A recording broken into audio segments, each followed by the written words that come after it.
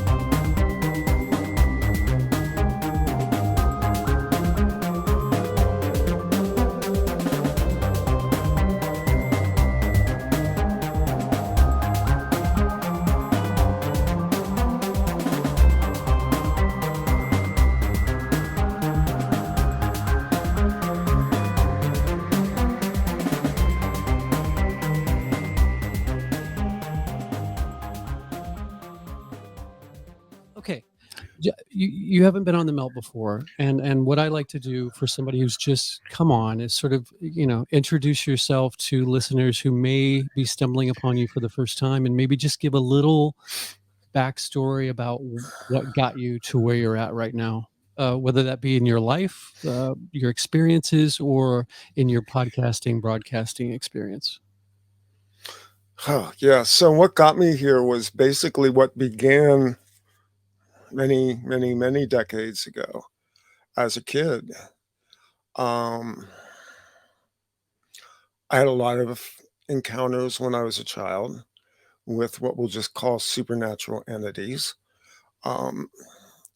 I found myself in the middle of some very interesting vignettes along the way that involved, we'll say, projects in a very broad sense, because when people talk about projects now, most people frame it in terms of MK Ultra or something like that. Yeah. Fact of the matter is that under Project Talent from the 1960s onward, they were culling children, which they had profiled. In some cases, I'm given to understand we were profiled coming in other words, pre-birth. And that this has a much broader perspective. So having said that, I had on the surface this normal life that I lived, and I had this other side of my life, which was sort of a parallel life. And it took a long time to actually begin to pull them together into one seamless worldview. For a long time, I didn't understand myself. I certainly didn't understand what all this trauma was, what all these memories were, what transpired in my early life, some of which is not pleasant. And then going forward, just attempting to live a normal life. And in the midst of all of that, I acquired skills along the way and was given opportunities to do what was effectively public presentations on many different platforms, including I interned in a public radio station when I was in high school. So I was exposed to broadcast radio as a teenager. I did DJ work. I have been on FM. I've been on AM radio. This really started in 2003 when I went on shortwave radio in spectrums of the Christian Patriot movement, or what are now known as the MAGA people. Yes. That movement was a revelation in a way, because there was a lot of grassroots truth in what they were trying to get at, and at the same time, there's a lot of distortion in that movement. And there's a lot of predators, as in all movements, as in alternative media today. There are predators on the fringes of things who opportunistically attempt to move and distort the narrative into something they then can weaponize, which is what you have seen occurring in the United States since 2016 at least. Yeah. We're really going back even further to the early 2000s with the Tea Party movement and things like that. So that led me into radio, which led me into podcasting.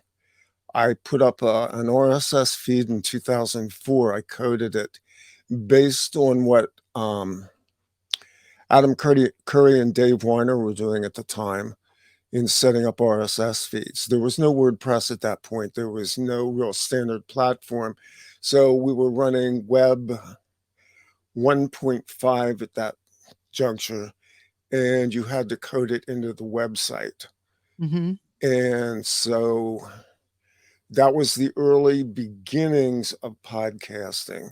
We continued on shortwave radio with the network I was with until 2007, at which point one network was taken over by Homeland Security, and the other network just became too expensive to continue on. And so we moved to streaming and C-band satellite radio. And that's where it kind of went until 2010, when that was a show called The Threshing Floor. That was biblical prophecy. And did that until 2010. I had what I guess you would say an epiphany about what I believed. I sort of walked away from what was considered at that time alternative Christianity, sort of declared myself a Gnostic, and then opened up the whole wide scope. And that's where OffPlanet Radio came in. It was originally called Exotica, and that was actually a show that was owned by the network I was on. And I did maybe 10 of those. There's maybe 3 or 4 of them in existence that I know of now. And then I transitioned it into OffPlanet Radio. I transitioned. Before transitioning was cool. There you go. So I'm post-transition now. And yet you kept all of your organs intact. I did. In fact, I added a couple. Hello. Yes, we've got organs dangling out there in the ether sphere. So here we are in 2023. I would have never guessed we'd be sitting here doing this. I would have never guessed I would still be doing this. I didn't think this whole game was going to run this long. Yeah. And it's running faster than ever right now. Time has sped up immensely. Yeah, absolutely. It does feel like the Smith-Munt Act had a lot to do with just the whole propaganda machine ramping up. And I think that that's one of the things that has kept actually added fuel to the alternative media fire. Yep. Because there has to be some degree of pushback against that. Force, counterforce. Yeah. And somewhere during the Off-Planet Media or Off-Planet Radio phase, you started co-hosting with, or Emily Moyer started co-hosting your show with you, right? Yeah. Emily fell in. She came in. I had a co-host for several years who was very dear to me, named Chris Holly. And Chris Holly was a much older lady. She was a paranormal researcher and writer. She was a journalist. And Chris was also an ex-project person, although it took her a long time to come to terms with that. But she was definitely an experiencer of the paranormal.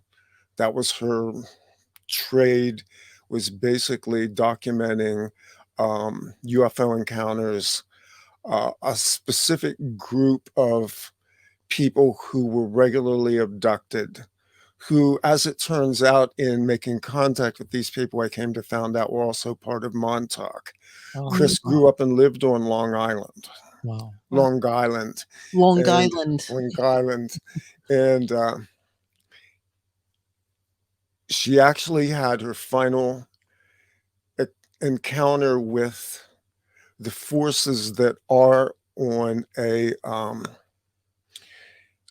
portion of Long Island near a base 3 years before she passed away, which left her extremely ill and disabled. Her and her sister were both experiencers. And Chris resisted that. She would get angry with me when I'd tell her, but I think eventually she realized that. So Chris passed away in 2019. Emily came in, I want to say, maybe 2009, around 2009, 2010. No, a little later than that, 2000. I'm so terrible with this. 2014, actually. And that started with an interview I had when I was doing TV at the time, and I had her on as a guest. And then I brought her on as a producer and a co-host. And the goal with her was basically to mentor her. And that was an association that had its time. And then, as you can see now, she's gone off and I've gone off, and we sort of do our own different things. I basically left because I was preparing to do this book in 2019. I started the Eye of the Needle series on Halloween night, 2019, and it sort of took off. And the idea of starting to write the book was already percolating then. That, of course, morphed into what eventually became the Receivers, as I realized that some of what I was communicating wasn't exactly coming from me anymore. And in fact, it wasn't before either. So it's taken on a lot of different levels along the way. I now have a multitude of co-hosts now that are non-physical. Yeah, absolutely. Well, where did you said the Receivers, is there a certain set of, for lack of a better term, entities or beings that you're sort of channeling this information from, or is it more of a collaboration? We can call it channeling. I've sort of resisted that. It's not channeling in the strict sense, because technically channeling is trance. There's no trance involved with this. What it more approximates is automatic writing. Okay. And I became aware of it, oddly enough, during lockdown. I bought an iPad and an Apple Pencil. Yeah. And I discovered there were apps out there that would let me handwrite in them. And while I can certainly adequately handle the keyboard, there's something very natural about, I almost always have a pen in my hand, a stylus. There's a tactility to it. Yes. What began to happen was, and it went from taking notes to writing entire sections of text in my handwriting, which the software then transfers into, iReadable ASCII text that we then can put into word processing and things like that. And I did this for about 6 months, and I realized that some of the materials, I was like, I'm not sure I even agree with this. It isn't me in the sense that it's my consciousness guiding it. It is me being open to what I've always understood to be guides. And I've experienced that since I was a child. I've been very aware of what I call my aspect self, which is a female entity known as Audra. And Audra is probably my female self expressed as an aspect in another dimension. So, it's funny. We take children and we turn off their imaginations. We tell them that you're nuts if you talk to yourself. And yet most children inherently have this sense of communication with something that's beyond themselves. they have imaginations for a reason, because Yeah. first off, we denigrated the meaning of the word imagination. We think it's false, it's made up, it's just, Mhm. swirling neurons in the brain, when in fact what it is it's contact to the other side. Mhm. Yeah. So you're talking really about being a conduit. I would say a conduit in the sense that they work with my consciousness. Right. It's interactive. Mhm. I find sometimes there's concepts that I have to translate into a language that I can understand, Mhm. because some of this comes through when I'm writing, not even, you would say non-verbally if it was spoken. So what would you say if you get a concept that's both like a visual flash? I call them download packets. Mm. There's a concept, and sometimes it's shown to me visually, and then I have to work through the imagery of what it is that I'm seeing, what I'm sensing. There's a sensing that comes into this as well. Mhm. And this is where having a, a pencil or a pen or something to work with your hands comes in, because it grounds you. Mhm. And um, so a lot of times what I am doing is I'm dealing with concepts that I may have some facility with, but basically I don't have details, and the details begin to fill themselves in. There are times when I sit down to write, and sometimes these will take me a week, 10 days to write. And they will go back and start filling in paragraphs above it. I have to hit, open up some space Mhm. in the editor and allow them to flow in, because now they're filling more information. And some of this is because I'm in time and they're not in time. Yeah. And time-based communication requires processing in our cognitive facilities. So a lot of times it's simply a matter of me having this working in the subconscious mind long enough to begin to bring out the expression, if that makes sense. Sure. So Totally. strictly speaking, it's not channeling. I'm not rejecting that term, although I have been very critical of certain channels over the years. Mhm. I have, it's fair to say this. When I was 17 years old, I began reading Jane Roberts' The Seth material. Mhm. And I think for me, I still read Seth. That was some of the most comforting things I ever read, because for the first time, somebody was talking about things that I intuitively understood, but didn't have a language or a structure for. And I will say that I've gone through Barbara Marciniak's The Pleiadians, Mhm. Bringers of the Dawn. Again, another benchmark book. Barbara's lost the narrative over the years since, I believe. It's just the quality of what's communicated now through the Pleiadians, as she calls them, isn't there anymore. But those early books are. Mhm. Um, so this is a form of mediumistic communication, and it's been present with us forever. We're talking, as a race, we're talking to ourselves from the other side of what we call the veil.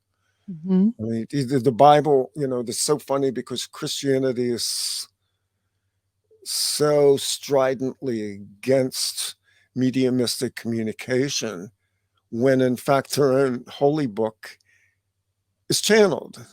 Literally, some of it is channeled. In some places it was scribed. Some of the prophets used scribes, some of them wrote themselves, but a lot of it was transmitted orally over time. Mhm. And it was, if you read Ezekiel or the book of Revelation, I mean, it's either that or what the hell were they smoking? It's interesting because a lot of what you're talking about is child's mind. It's beginner's mind. It's being malleable, and that's the thing that you're talking about that happens to children, is that they become calcified. Mhm. Their I like that. perspective narrows Yeah. because that makes it convenient to control. So what apparent in my situation, when I was having these experiences that you're talking about, my mother would say, and I predicted deaths in the family. I had imaginary friends. I had this very porous connection with the veil and with reality. My mother said, if you tell people this, they'll take you away from me. Mhm. So what does that do? That terrifies a child because suddenly they think that this thing that is very natural and very intuitive is can be weaponized. I did this repeatedly when I was a kid. I would tell my mom, I could hear people's thoughts. I knew what they were thinking. I remember being in church with my parents one Sunday, and my mother always dressed for church. Mhm. And she was up talking to one of the church ladies after church, and I might have been, I don't know, somewhere between 5 and 7 years old. And I walked up and I stood there for a while, and finally I tugged on her sleeve and I said, "She thinks your dress is ugly." And my mom just kind of shushes me away. That's a silly little notion, but the truth of the matter is that I was getting the impression of what this person was thinking. Why I got it, I don't know. It's not all that meaningful. Yeah. But there were other things of being aware on a broader sense of the type of world we lived in. Mhm. And I know that Lauda's said this for a long time. We knew coming in what we were coming into. I Absolutely. mean, I was shown, and when I say shown, I knew.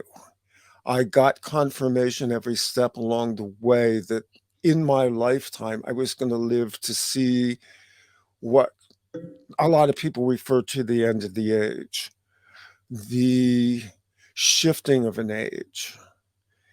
And everything in my life built up to this. I had mentors who taught me some of the more, I guess you would say, occult teachings. Mhm. I was given books that were not mainstream to read. I had an understanding of certain kind of advanced theological and mystical concepts, including, I guess, what you call a magic. I Mhm. didn't think of it as magic then. I look back on it now and I realize, like you said earlier, children are wide open. This is why, by the way, programs go after them.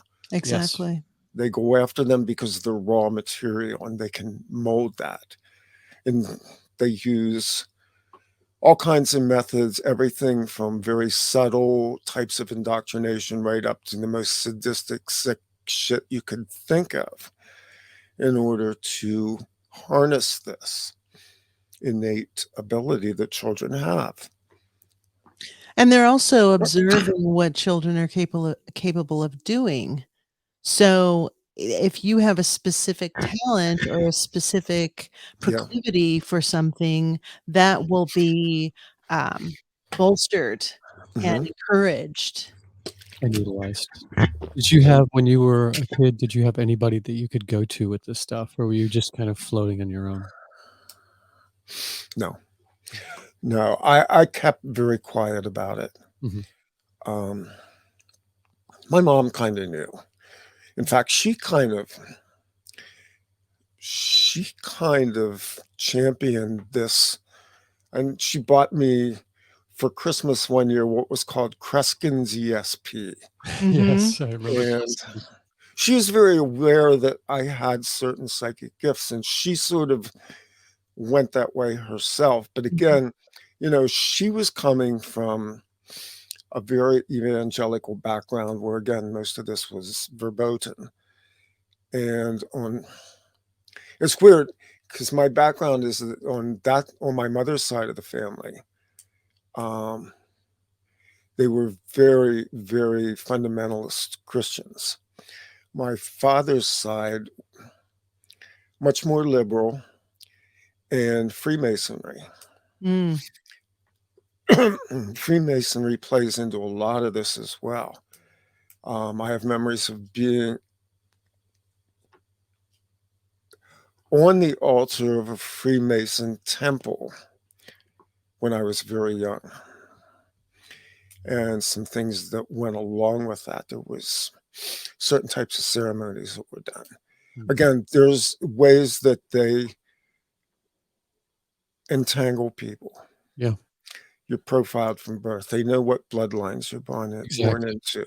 Yeah, I was going to say You that. know, this is the cautionary tales about the sins of the fathers and the oaths that are taken Yeah. Mhm. and how they're passed on from generation to generation. So I wound up being a very resistant personality. I wound up being, uh, I won't say anti-religious, but certainly by the time I was 14, I had basically told the church to shove it. Um, and I was approached, as I was told I would be 3 times, to join Freemasonry, and I rejected it each time, despite the fact that there were promises that came with that of success in business and things like that. That's how you build a business network. Yeah. My father had a pretty successful business. A lot of his business came from associations and the things that go along with the accoutrement of the brothers in the lodge. And so, you know, there's kind of a mixture of background there that it's taken me decades to fill in some of the pictures. I finally, in the last 5 years, identified one of my handlers as somebody that I can demonstrably know was involved in my life, and tracing it backwards and understanding who was connected to who and who these people were in my life, in some cases, freaked me out very much. Can imagine. Yeah. So, you know, obviously, I wasn't good material. Um, I was not adaptable. I was not cooperative. And I was basically not going to be singled out to have an ultra successful life. And that's fine. You were didn't buy just into the system. exactly. Mm. Yeah. You know, That probably spared you. yeah. I mean, this is basically the Luciferic system. Mhm. You know, we associate that to Luciferianism, Satanism. They're very separate things. Mhm. But in terms of how they basically function off of the lowest impulses of the human nature in terms of, how they control us. They control Absolutely. us, first of all, by a sense of lack, a sense that materially we require this system in order to sustain ourselves Yes. on every level. Well, and that's why they need so many players, because it's a low frequency energy. Mhm. So It's they hive need mind. Yeah. a lot of people to be feeding into that. Mhm. Mhm. Yeah. Well, these experiences, children and projects and stuff like that, don't usually take place in a vacuum. Were your family military, or do you feel that they handed you over to these projects, or were they? Yeah, there's military aspects to it. I strongly suspect that what happened after World War II is they took advantage of the technology that IBM had given first to the Nazis, Mhm. the Hollerith cards and the early mainframe computers, to begin profiling people and keeping very good records. Now, that runs in parallel with the databases that are running in the lower astral, which they're connected to because they're dark occultists, and make the distinction with that because not all that is occult is necessarily dark. Sure. Sure. So family bloodlines, ties, oaths, vows, military, the fraternal orders, and just pure opportunity. I mean, these projects had this. I've heard it called many things. I'm a big fan of a writer who unfortunately died too young named Danny Castellano, who was investigating the Promise computer system back in the 80s. And he called it the octopus, Mm. and if you can imagine a school of octopi and how they're all able to interconnect that's kind of what you've got. You've got a school of octopi that are creating tentacles within tentacles within. It becomes very complex. So tracing it back is a prescription for madness. What I came to understand was that there were a lot of things that I don't have the time in my life or the emotional space anymore to want to be able to continue going through it. So, I've had a great life and I've done it in spite of the system, as have many people. And I leave it at that. Yeah, it takes a lot of real estate Mhm. mentally to be able to navigate every branch of all of these octopi. And Yeah, I think there comes this point where you just have to call it and say, okay, I understand what all of this is leading to, and how much energy am I going to continue to feed it? Because I do think that, and we've talked about, Chris and I have talked about this before yeah, with other people. Some people get off on the fear. yeah, they do. Some people get off on the fear porn, and Well, and there's a sense of entitlement and specialness to it. I hate to say that. There are sincere people that have done great work in this space in exposing projects, MK Ultra, MK Delta, uh, Looking Glass, Monarch. It goes on, and I'm grateful to them. And in the early years of my show, I spent a lot of time and energy exploring this and exposing it. Mhm. It comes back around in a natural way now when I'm on hiatus right now, so I'm not actively doing shows. But this does circulate in and out of the conversation as well it should. Mhm. But to continue to labor in that was, first off, it was becoming mentally unhealthy. Mhm. And it was also feeding something very dark. Because the Absolutely. more we talk about it, the more we give it power. There's a point where it's exposure, and then there's another point where we're simply feeding this thing. We're feeding more imaginations. Yeah. Totally. One of the things that Shane and I noticed was that uh, how many people came out of the woodwork with 20 years in back after Corey Good became well known. Yep. And I interviewed some of these people, some of them, again, very sincere. Uh, I think we understand that a lot of what went on in projects were simulations, that the 20 years in back was simply that, as was Project Looking Glass. Project Looking Glass was not technology, it was simply humans that they managed to harness to be able to do very long-term remote viewing into very specific targets. And that window closed for them in 2010, really. They basically, the programs went third eye blind and right before the beginning of the what we would call the dawning of the age 2012 event. Mhm.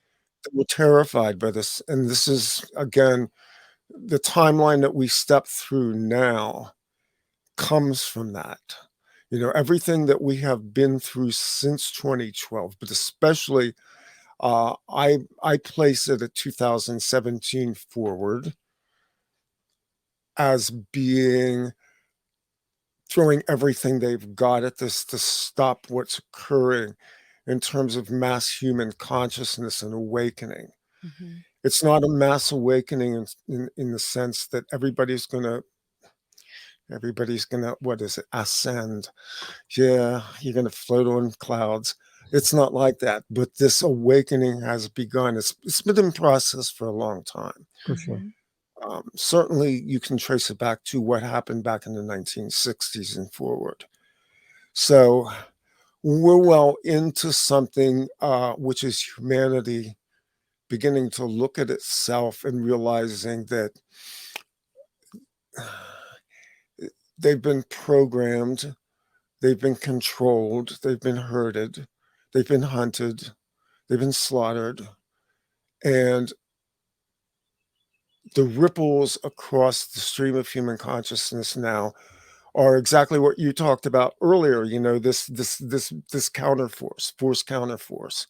And that's where we're at. There's a pushing. The eye of the needle is basically the spiral that we're in right now, which is the compression cycle that began in 2017. And that cycle is now reaching its apex. We will basically hit the final tunnel of this spiral in 2024. A lot of things are going to happen in the next year that are going to determine what decisions we make collectively and individually.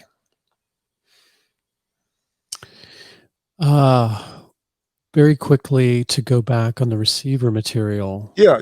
That was a long rant, Yeah. wasn't it? No, I Thank love God. it. Yeah, rant away. Is this in the form of something? Is it like a continuing narrative, and is it sort of in a prophetic nature? And would you say it was more like transcribing visions as opposed to channeling material? It is actually prophecy in the best sense of the word. I've called it foreshadowing.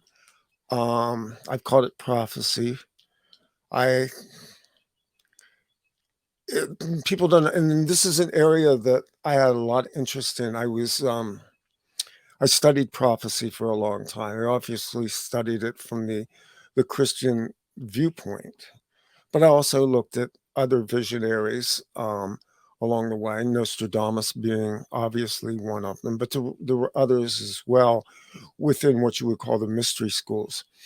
So it is foreshadowing, it is foretelling, which is what prophecy is. It's if this, then that. But it also has some benchmarks, what I sometimes refer to as temporal markers along the way. In other words, there are very specific constraints of time because we are creatures of time in which we operate. And I studied prophecy formally. I actually was ordained as a minister in a school of the prophetic. That was in 2003 probably.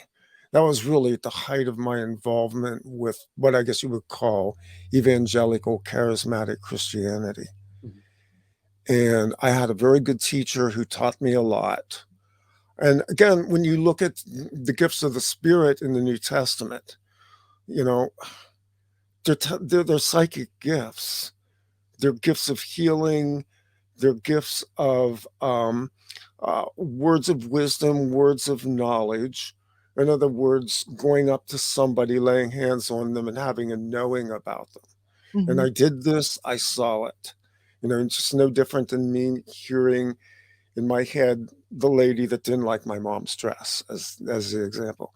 So we all have these gifts. I mean, there's nothing special about one person functioning in it. It's just these are sort of the outliers right now, and it's getting wider. This is what terrifies what we call the controllers. So did I answer your question? Yes, it is prophecy in a sense. It is very much prophecy, yes. So which means it can also be wrong. Prophecy is conditional. Yeah, prophecy is from a certain, and people forget this, it's from a certain time space sort of intersection. Like from that point where it was prophesied is what it's kind of what it's good for. But anything could happen. So much could happen. Timelines could change. Events, being conscious of the prophecy itself could change the outcome. Exactly. Yeah. It's like quantum physics. The act of interacting with it changes it. Exactly. Which is kind of the point.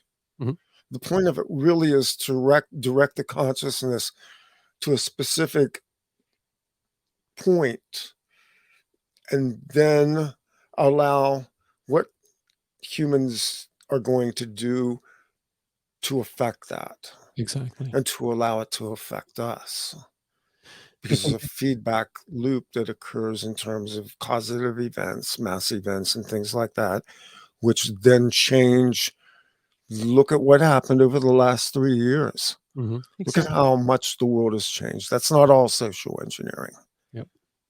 Well, and I think that that's part of this whole time period that we've been in is, one thing that I've heard is that this predatorial race was shocked at how compliant the masses were, that people were going along with the lockdowns and the masking Mhm. and the jabbing and all of this. Yeah. So I think the push and pull of that is that they had no anticipation of what locking people in their homes was going to do, and taking people out of the workforce was going to do. That was really giving people an opportunity to pause, A, be with their families, B, do research, C, dream and sleep, Mhm. maybe to a degree that they hadn't in decades for some folks.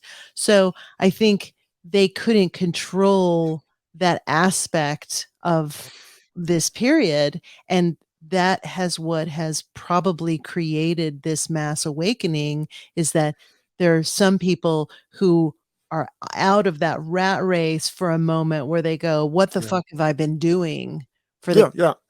So year? it worked both ways, and either way, it's fine because again, some people went through horrible depressions, had nervous breakdowns. That's actually, in the grand scheme of things, healthy because it forced people to deal with themselves on an existential level that they had never been forced to deal with before because the system as they knew it overnight shut down. I mean, how weird is it to walk outside in the middle of the day? There are no planes. There's no traffic. I used to walk around, there was no people. Oh, there'd be a few mask wearers walking around, but, essentially, the world became very quiet for a while. Yes. And I think they made some strategic gambles on this program. Mhm. They ran, because they're materialists, they run things by numbers. So they may be looking at how compliant people were, but they're still very concerned about the fact that there was a pretty wide margin of people that didn't go along with the program, Mm-hmm. Exactly. especially when we got to the place where they wanted to do a clinical trial of a new medicine on, 8 billion people in this world. Yeah, the fuck up, I think the big fuck up was 2 weeks. I think Mhm. that was the first error that they Mhm. made by saying, 2 weeks, this is only gonna last for 2 weeks. I think that's what freaked people out because a lot of people were like, "Okay, I could go 2 weeks, not Uh, go to work for 2 weeks." Yeah, I was out of work for 2.5, almost 3 months. I was considered, non-essential. Little did they know. It was, when you look at all of the laws, all of the rights that they stepped on and transgressed, yeah, people were pretty compliant through most of it, but it did, much like what happened in 9/11, 2001. It's a very similar program. Mass events, Mhm. there's a whole segment at the receivers. We talk about mass events and the effect that they have on consciousness. And they're engineered. Sometimes they're engineered outside of time too. And so they made some strategic gambles based on their data. And depending on how you view it, it was very successful. And it was successful on both sides of the fence because there were people who I think were already straddling the line and basically were pushed over it. And see, they play numbers games. They play large numbers games. They Mhm. want to control 8 or 9 so-called billion people on this world. Separate, complete subject. But um That's not required. That's not required for what's happening. Because the truth of the matter is that a tipping point is 3 to 5% of a population. Mm-hmm. And I've said for a number of years now that we surpassed that long ago, Oh yeah. that we're way past the tipping point. And what happens within the realm of human consciousness now is that it will just continue because of the field effect to leak out into the general populace. So conversations I would have had on my show with guests and with people that listen to the show, I'm suddenly having with people in the street and people I work with, Mm. you know, because I don't force my views on people, but I don't hold back when I'm asked. Mm-hmm. Sure. And I'm also sort of a contagion in my own right because I drop little things into people's brains and let them kind of marinate in it for a while. Yeah. And I'm very good at this. I mean, I understand my gift is to be able to verbally communicate Mm-hmm. with frequencies. So the words themselves are one thing, and then the frequencies that come with the words are a whole other level. And that's why we're communicators. That's why we're doing this. I mean, this is the gift that you bring to the table, the continuation of everything that, you know, we've been doing in this space is basically to go viral with this shift. I hate it. There's sometimes there's cliche words and you have to use them. Yeah. But I think one thing, Randy, to keep in mind, and I'm sure you're well aware of this, is that outside of words is the frequency of thought. Mm-hmm. And so Yeah. it doesn't matter if someone at your place of employment has a dialogue with you, you are raising the frequency by your presence. Yes. And by dreaming and the sleeping consciousness. And so I think what has happened with a lot of people who are maybe sitting on the fence is no one wants to feel stupid. No one wants to feel like they've been taken advantage of or that they have been duped in any way. So I think there's a segment of the population who I've said for 3 years now who are always going to be like, yeah, I knew it all along. I just didn't say anything because I wanted to keep my job or I needed to get gas in my car. So, I just don't want to have that conversation because it's too big and there's too much stuff going on. And I just don't have time to talk about that. And there has to be a level of grace for those people, because if we sit back and admonish them and are like, well, none of this would have fucking happened if you would have opened your mouth, then that kind of digs them in and entrenches their sense of righteousness. So I think where we've had to be is curiosity, just being curious and being willing to have conversations with people, Open-minded, but not trying to foist our views on anybody.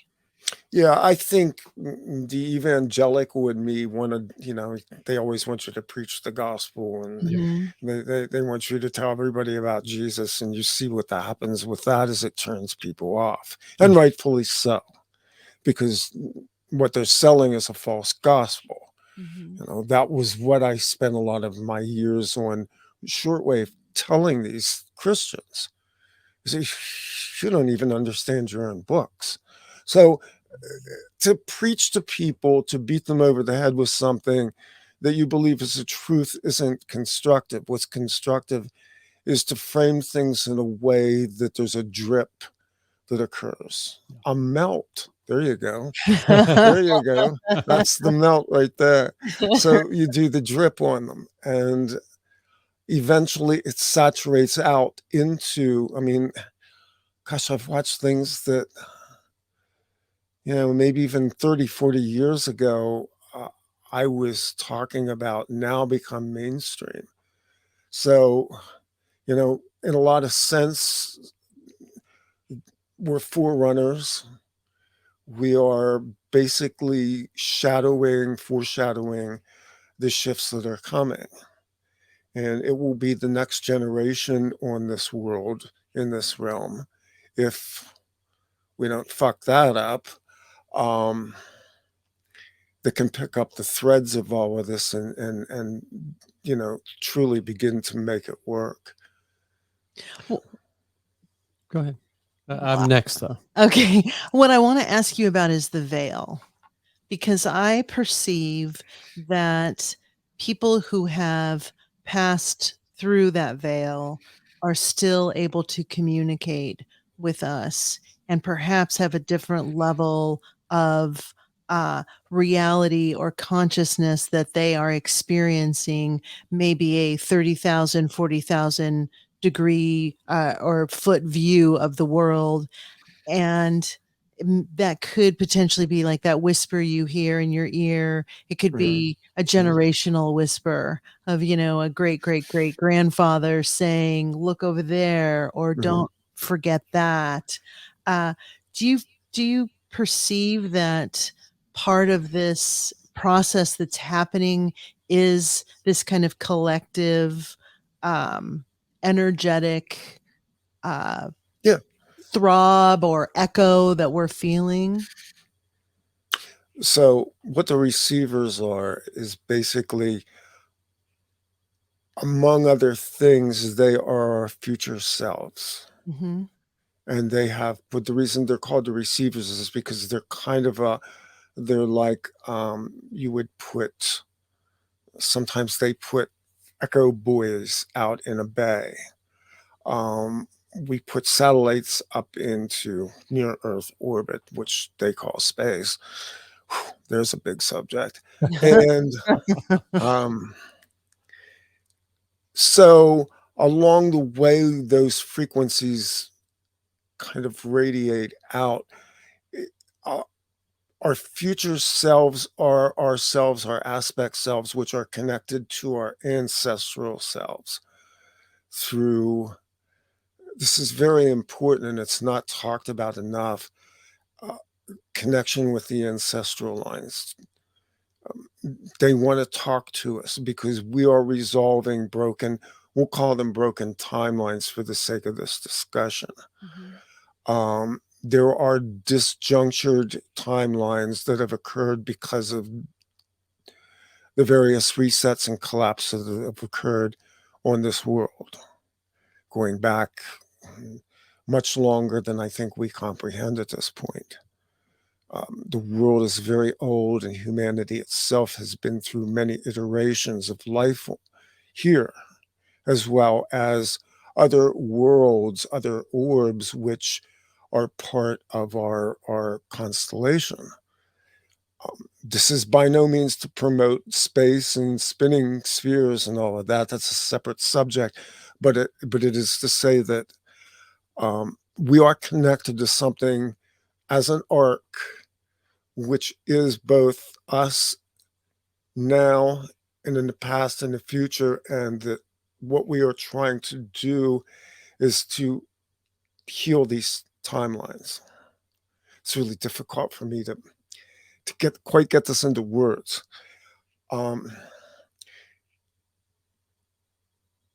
Some of this, yeah, go ahead. You could call it like cellular memories. Yes, very much so. In fact, you anticipated what I was going to say, because some of this is DNA, some of it is genetic. So it's cellular memories and cellular precog. So it's going in two different directions. Yeah, the cellular level is very important because this goes into why they are attempting to alter our biology and alter our genetics and take command and control over our genetics specifically. And that this is one of the threads of the receiver material. It actually goes back much earlier, but I went much deeper into it as I was going through this, of beginning to understand exactly what DNA constitutes. And I'm not even talking about the junk DNA. I'm talking about codes that are transmissible in DNA across dimensional space and across what we call time. Because there is a linearity, there is a temporal aspect to all of this. And it's very hard to describe because On one level, there is time, and on another level, there is not time. Time is, even within our realm that we live in now, is very fluid. And we are influencing time by our existence here. There's displacement of time. I'm getting better about speaking in the mic. You did great this episode. Oh, thank you. Yes. And it was a great episode to do good on. It It was. was fucking magnificent. Yeah. It was. I was nervous and excited. I'm always a little nervous when it is a prolific podcaster that we're speaking to, someone who has interviewed many, many, many hundreds of people over the past 15 plus years. So he was very gracious and kind. Yes, absolutely. I listened to many of his podcasts, so I knew that he was that, but you did not know that. So, and he's talked to some big cats too, some big people in this realm for sure. So, yeah, but it was really nice. It was good to just sit and have a chat with him and not really have any agenda whatsoever. We just kind of went into it blindly, knowing that I wanted to start off by just learning a little bit about him and letting the listeners know, and then just getting into wherever it went, and it went lots of different places. Yeah, I was very amazed at my psychic energy and ability to tune in with our guests has been a very high frequency lately. I've been able to communicate and feel communication from the person on the other end, and that's been amazing, really cool. And there was a few moments where he answered a question as I was ruminating and thinking about it. He answered it, and it went. I love that type of flow because it just shows that we're on the same wavelength, that we're in the right spot with the right person. Yeah, exactly. And what I like about his guests that he has on is that they're mostly people who have had firsthand experiences with a lot of the subject matter that he talks about. And I feel like they're the real deal. They're not somebody who's done research in a laboratory or somebody who's, just has compiled a lot of stories about something. These are people that have experienced these alien encounters, for lack of a better word. MK Ultra Mind Control, Lisa E. He's had on several times.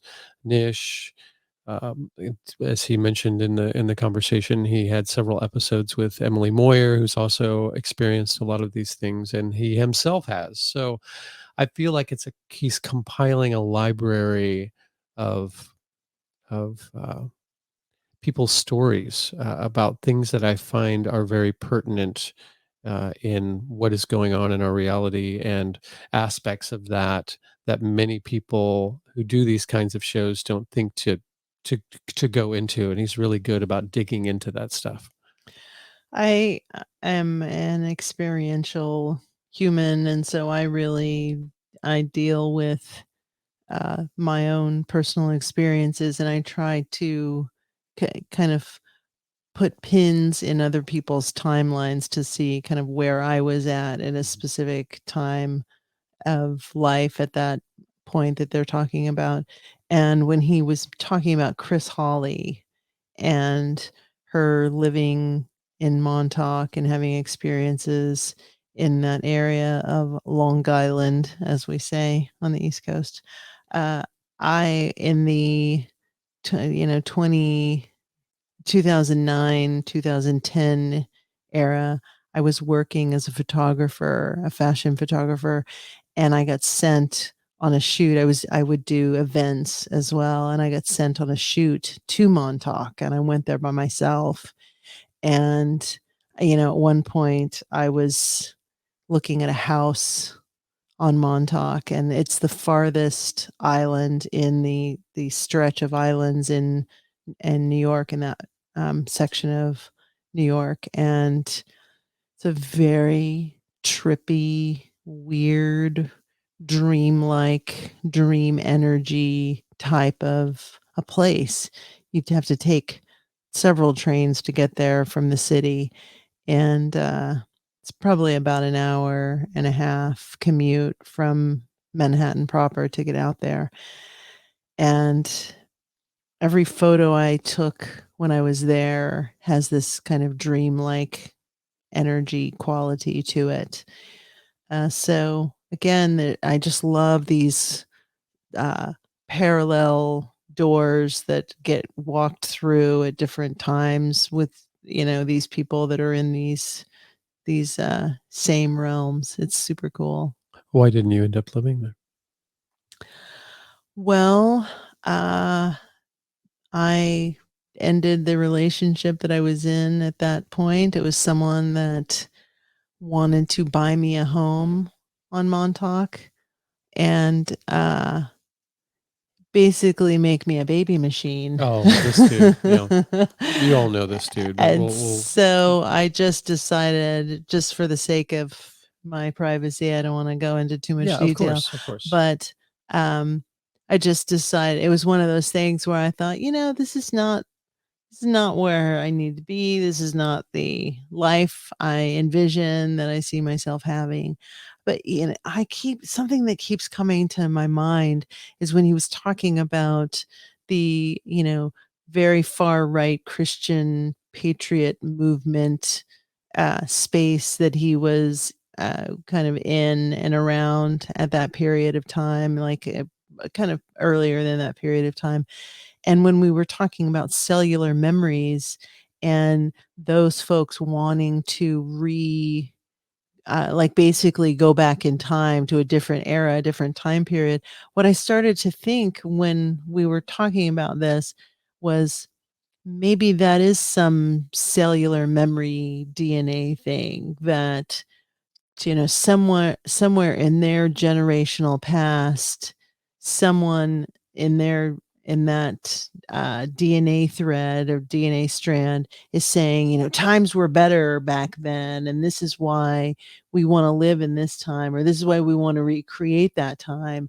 So it's this kind of utopian view of the 50s, grabbing that as a time period. Sure. And thinking that time was, the most perfect time post World War II, the most perfect time in the United States for a specific segment of the population. So maybe it's that unchecked, unreconciled or unresolved timeline that's rearing its head with those people. Sure. That makes sense. I never looked at it that way. I think every generation has that sort of nostalgia.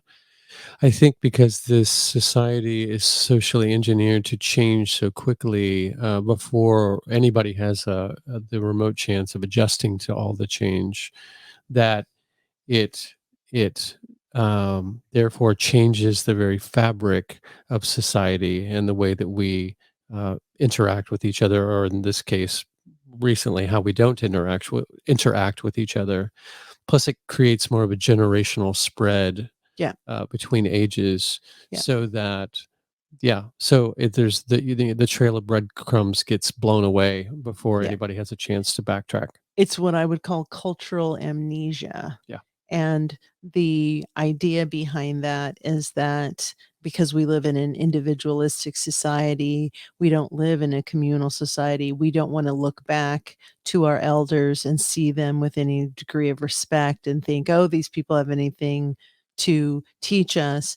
And the arbiters of that ideology is this machine, this system that is constantly selling this aspirational life and this aspirational idea that you always want the new trend, you always want the new look, because that's how they sell products, that's how they sell stuff, new stuff constantly. It has to be forward facing. You can't sell butter churns, or you can't sell things, you can't sell self-sufficiency, basically. So you have to always have the newest gadget and the thing that fills the need that you never knew that you had in the first place. And then pretty soon your whole life is filled with those things. And it ends up being much more complicated than it was before you even realized that you had the needs that they're trying to fill. Yeah, I have this weird obsession with these rehab shows where they are rehabilitating people's homes, and what the common theme of these homes is, I want a Victorian house, but I want all of the modern conveniences inside that Victorian house. So they don't want to churn butter. They want the decorative butter churner in the corner of the room. So it looks kitschy, but they don't Exactly. necessarily want to know how to do that skill. Yeah. It's like how they name some streets. I was going to name our street, but I don't want to dox ourselves.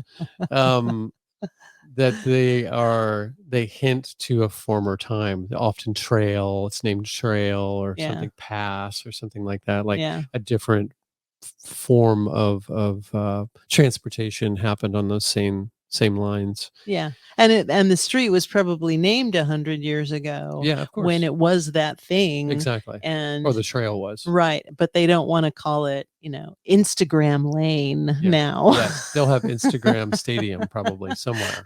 Well, there's Google City or whatever the fuck that thing is out in Marina Del Rey. No, thank you. Yeah. Poo on that. Anyway, Randy was incredible. He was. He is incredible. He still is. I imagine he's still incredible after our conversation. Yeah. He's probably just as incredible now as he was 10 minutes ago. Exactly. I would imagine. And probably even more, because he's constantly evolving, as we all are. For sure. Yeah. I think there's like the decay side of the physical body, but I also think, and this is something that we didn't really touch upon, that yes, the body decays, but the spirit or the soul in its most perfect form doesn't decay. Mm-hmm. I think that that's the magic, is understanding that. So, keep the body, the temple, in the best possible form and treat it the best you possibly can. But the real work is honing the spirit, honing the soul, and doing what I consider God's work, which is being connected to the earth, being connected to each other, being connected to thine enemy, seeing how we are all interrelated on this plane. I agree. We're all here at the same time for some magical reason, and that's what we have to keep reminding ourselves. Yeah, I have a hard time thinking that there isn't some sort of trick, mischievous aspect to the physical world, because it does, or maybe it's just the people that take advantage of it, the opportunists who try and trick us into thinking that that's all that there is. I really liked your pod take, because that has been something that, anytime someone, likens our reality to a film, I always get very uncomfortable. And I used to do it myself, but typically more with the Truman Show than Matrix.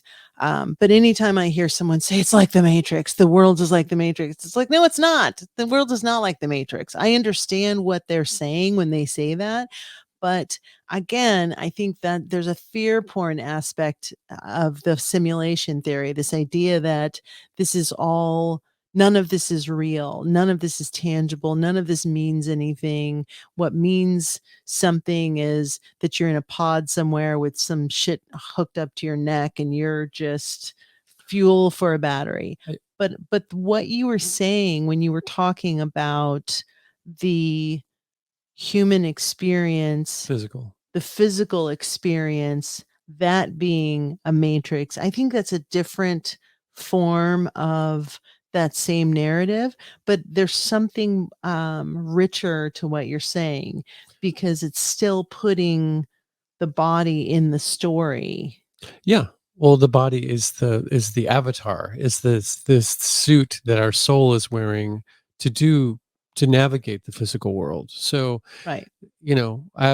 There's so many plot holes in simulation theory. We barely begun to even dip our toe into it tonight, and he didn't really address my take on it, but we always seem to reduce it down to the latest technological reference points that we have. And Yeah. what if, I mean, when you really think about it, the body is sort of like a machine in the sense that there's so many things that it does on its own without any intention behind, as far as we can see, and it takes care of itself up to a certain point, but then you have to sort of guide it and make sure that it stays within certain parameters. So it is sort of like an organic machine, which Sure. could be simulating something much less coarse, something on a different frequency or a different vibration. So Right. I think So that's a if I'm possibility. so if I'm wearing a hazmat suit, is the hazmat suit my body, or is that just a cover? Is that something that's covering me to protect the thing that's underneath it? Yeah. Maybe that's another way of perceiving that theory, is that the body is designed to protect the soul. So it's like the shell that you're wearing on top of the soul to keep the soul intact, to keep the soul inside of this thing. But So that it has a focus. right. To So, but if I'm dealing with some hazardous material and I cut a gash into the hazmat suit's not my soul. It's just the thing that is a shell over the body, that's over the soul, sure, that's designed to protect the body. it's dispensable, just like your body is Disposable. disposable. Yeah, aren't they interchangeable? No, dispense is to give something out. Okay, Dispensary, all like right, splitting hairs. dispensing hairs. I think the movie that I like to hearken when people are bringing up movies as metaphors of our existence is Cabin in the Woods. I've said it before. I'm going to say it again. I think that the loosh harvesting scenario, which basically was what that whole movie is about, and if you Right. haven't seen it, see it. It's really, I mean, it's a horror movie, but there's something much more bigger behind the horror movie. Um, that it's all, I don't want to say it without giving it away because I do want to encourage people to see it, but I think that there's some really important, that's like the eyes wide shut of horror movies in the sense that it's revealing something much, much darker than any horror scenario. See, I am more I like the lighter energy. So I would say uh, a a better example would be Groundhog Day. Sure. Because when you look at the real theme of that movie, it is a horror film. Sure. It's horrifying to imagine reliving the same day over and over and over again. But the the real crux of that movie, the whole point is that he stops reliving that same day when he gets it right.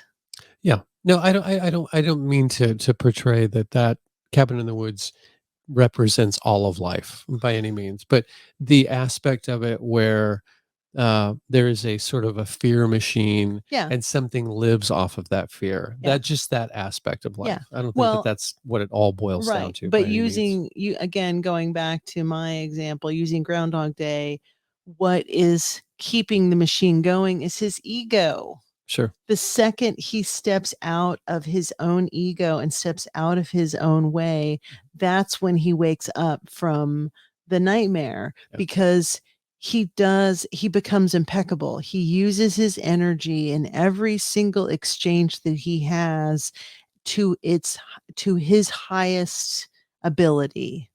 Sure. Yeah. No, I agree. We should watch that again soon. The kids hate that movie, and I find that so sweet that they No, hate it. they hated it. They hated it 2 years ago. They probably would be more open to watching it now and go, "Oh, okay." Yeah, it's a Yeah, beautiful film. I've seen it hundreds of times, but it's a really beautiful film for all the right reasons. It's a good movie. sure. So that's my that's our film corner. Hey. On that note, we've been going on for almost 20 minutes. Thank you all so much for joining us. And I really hope that you enjoyed this chat. I certainly did, and got tons of positive stuff off of it, and got to meet Randy and connect with him. And it was just really good. I can't wait to have another conversation with him. Hopefully you benefited as well. Yeah, he's a righteous dude. He is a righteous dude. In Another Dazed film. and Confused terms. Actually, that is, I can't believe you don't remember. That's a Ferris Bueller's Day Off reference. Don't like every He's movie, a righteous dude. Isn't every movie in the 80s use that at some point? Fast Times at Richmond High and Right, but I was quoting the secretary. It was never my John Hughes movie to go to. It was always Breakfast Club for me. And yet we showed the kids Ferris Bueller. You wanted to. I think it's more appropriate. I How don't know. dare you? I don't know if some parts of Breakfast Club. What? How dare I? You wanted to show them Ferris Bueller. You brought up Ferris Bueller, and I was like, sure, I think it's fine. But not for the reason that it's something near and dear to me, and I want to share it. Listen, homie. I'm going to talk to you out of the studio. Let's take this outside. And thumb war. And keep good vibes inside. If you would like to contact us, if you have guest recommendations, you know the rigmarole. That is the Melt Podcast at protonmail.com. And keep those emails coming. I am in school right now. I'm so freaking busy with my research project. I'm doing an artificial intelligence research project this summer, research that is really cuckoo for Cocoa Puffs. So I'm writing a literature review. I'm writing a research proposal. I've got lots of stuff going on, but please have faith. When you write me an email, I will write you back. I do appreciate you, and I do love you all. And I thank you so much for being part of the realm we are coexisting in right now. It's amazing. We're helping to spawn a community of folks who are gathering around this subject matter and resonate with it, and it's been delightful, and I'm very appreciative of all of them and all of you who are patrons. Much love to you. Much love to you all. Yeah. But if we don't get back to you, it's not because we're ignoring you. We just have lots of stuff going on. I am volunteering at 4 different organizations in town. Chris is working full time. We've got a lot going on, but we are very devoted to the Melt and to the listeners and the viewers. And we just thank you so much. Absolutely. Until next time. Ta-ta. Meow.